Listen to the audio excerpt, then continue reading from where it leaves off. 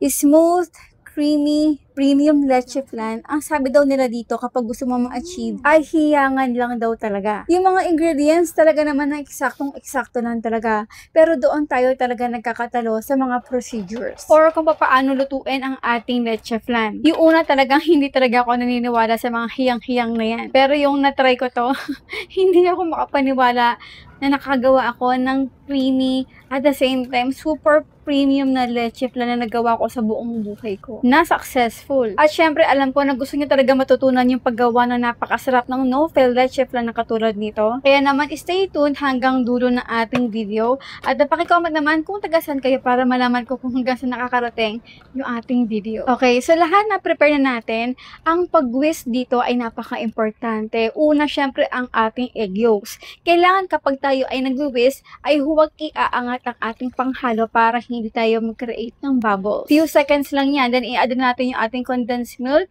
kalamansi, haluin lang na for few seconds again.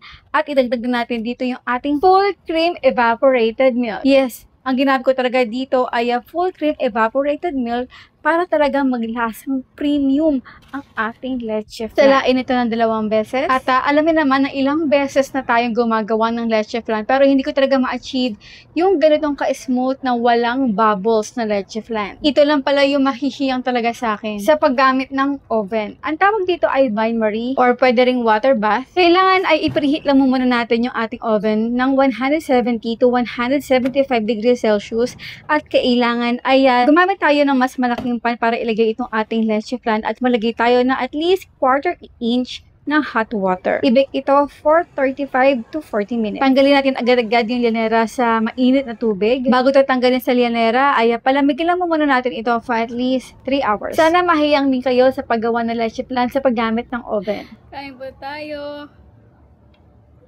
Grabe ang smooth.